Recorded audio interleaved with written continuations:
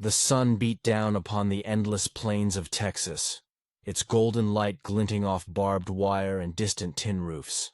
Inside the tall fences of Camp Hearn, hundreds of German prisoners of war stirred beneath the morning heat. Their uniforms, now faded from months of captivity, clung to their backs with the weight of dust and memory. For men who had once marched beneath banners of conquest, the desolation of rural America felt like a forgotten world. Yet beyond those fences something stirred, laughter, music, and the low roar of animals. From their guard towers, the American sentries leaned upon their rifles, watching the prisoners' faces turn toward the sound. It was the annual rodeo, an American tradition that to these captured soldiers seemed utterly alien. Johann Weiss, a 26-year-old former panzer mechanic from Hamburg, squinted at the rising dust clouds beyond the wire. He could hear the rhythm of drums, the whistle of a crowd, and the crack of something fierce and untamed. To his ears, it sounded like combat drills, the kind he had once endured before the invasion of France. The prisoners murmured amongst themselves. Some believed it was training for an assault, perhaps a new American regiment preparing for Europe. Others believed it was a display of dominance, a reminder of who now held power. But when the first bull burst into the ring, leaping and bucking beneath a man in a wide-brimmed hat, silence fell across the camp.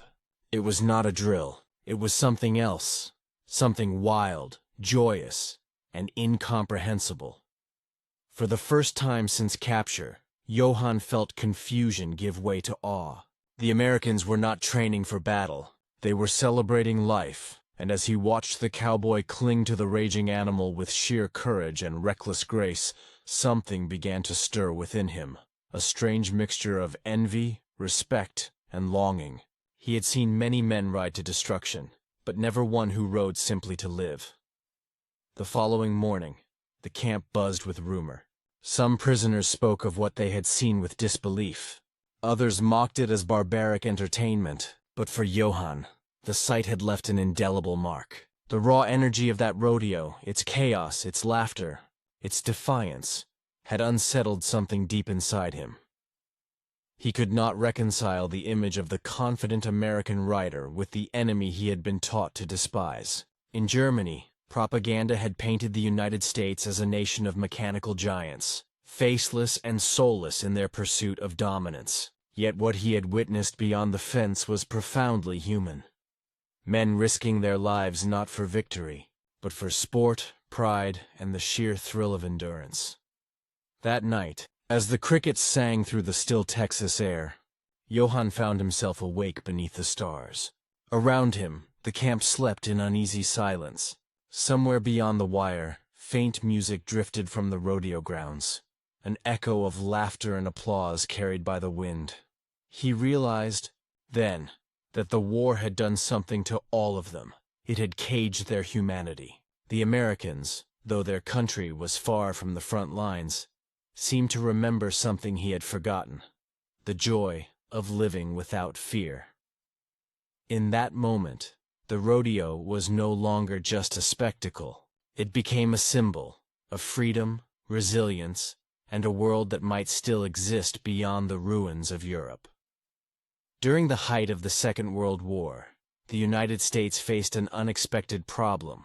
As Allied forces advanced across North Africa and Europe, tens of thousands of captured German soldiers needed to be housed, fed, and guarded.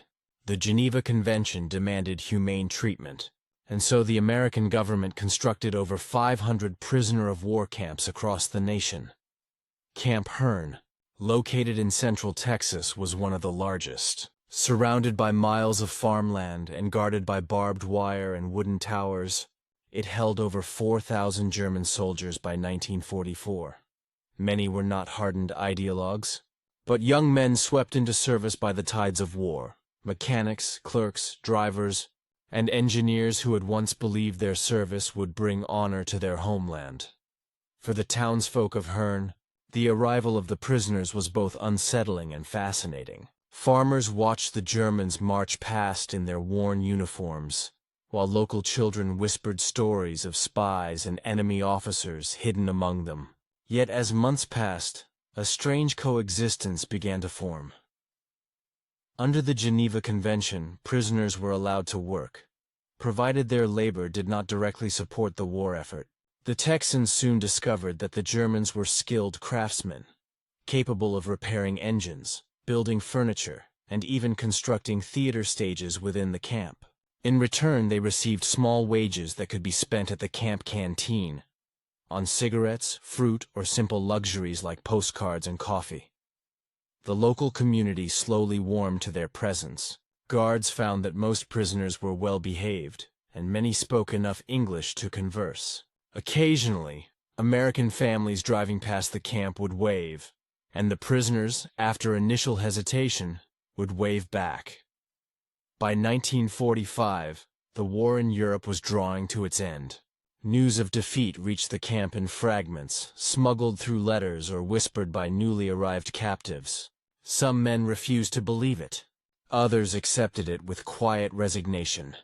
When the town prepared for its annual rodeo, a celebration of harvest, heritage, and Texas pride, the idea arose among local officials to allow the prisoners to watch.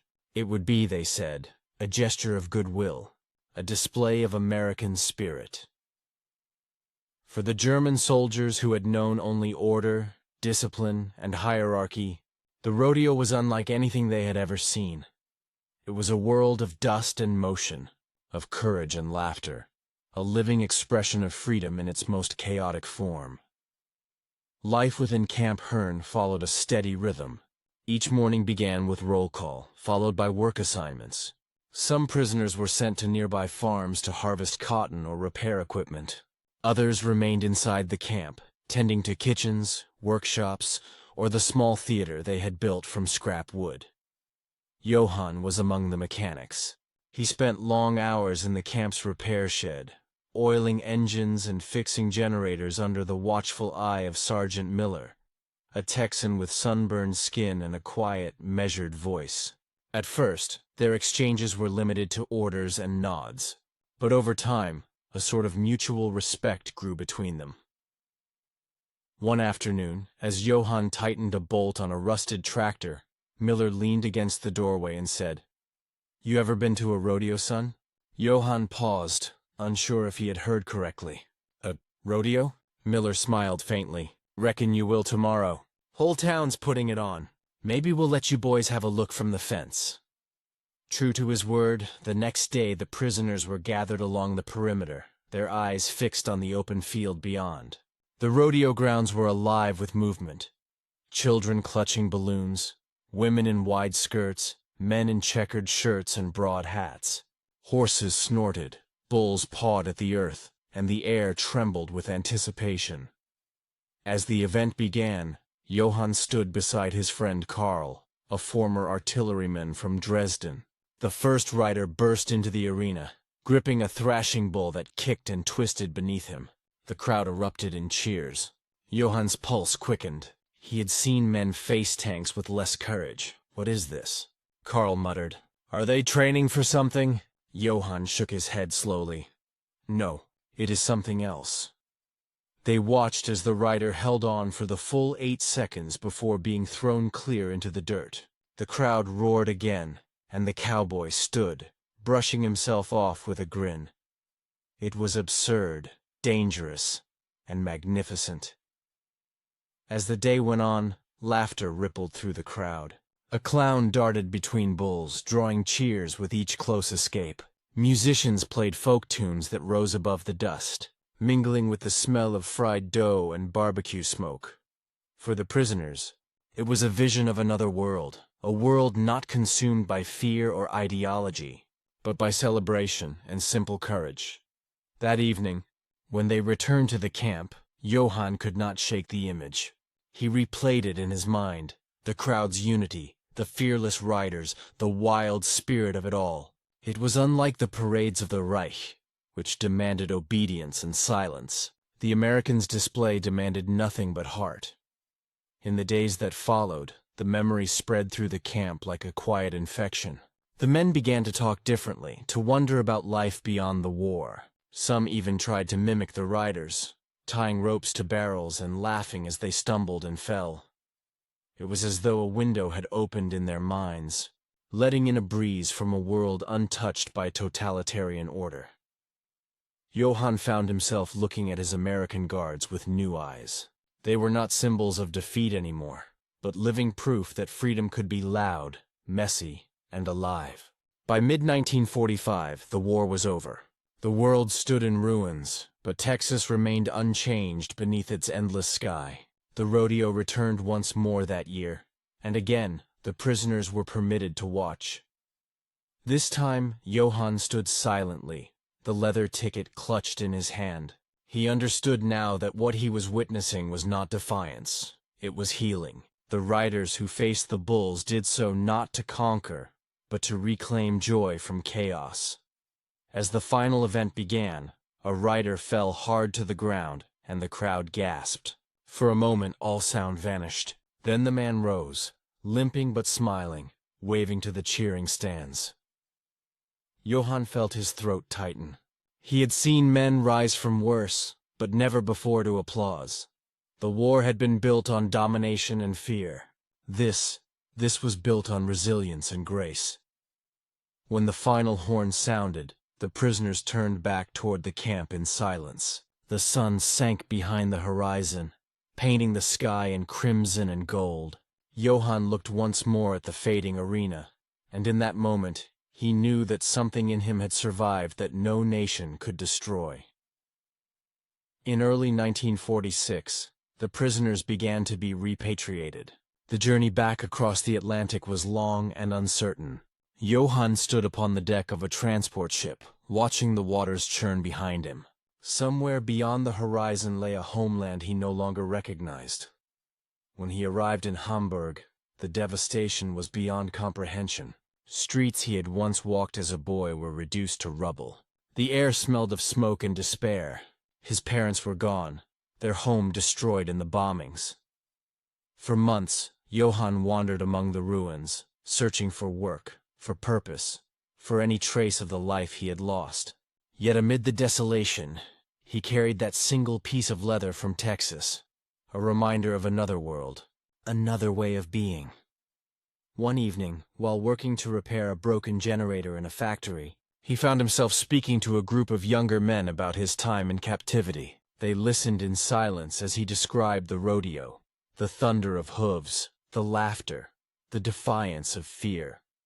"What was it like?" one of them asked. Johann smiled faintly. "It was freedom," he said. "Freedom does not always wear a uniform. Sometimes it rides a bull." His words lingered in the air, simple yet profound. Slowly, he began to rebuild. He repaired engines, then entire machines. He taught apprentices not only how to mend metal, but how to value life beyond ideology. As the years passed, Germany changed. The new generation grew up without the burden of flags and slogans, yearning instead for dignity and renewal. Johann watched them, and saw in their eyes the same spark he had witnessed that day in Texas. The courage to rise, to rebuild, to live. The rodeo ticket, worn and cracked, remained in his wallet until his final days. In the story of war, humanity often hides behind uniforms and fences, yet within those boundaries, the human spirit persists, yearning to connect, to understand, to live. When German prisoners of war first saw a Texas rodeo, they thought it was military training. But what they truly witnessed was freedom in motion, the defiance of despair, the dance of courage and laughter upon the open plains. For Johann Weiss and countless others, that moment transcended the war itself. It became a memory of hope, a glimpse into a world where strength was not used to dominate, but to endure. The rodeo, wild and reckless, spoke to something ancient within every man, the will to rise again, no matter how many times he falls. And perhaps that is the final lesson of those days behind wire, that even in captivity, one can be free, if only in the heart. As the Texas sun set upon the camp for the last time, the wind carried with it the distant echo of applause, a reminder that the human spirit, like the cowboy upon his bull, was never meant to stay down for long.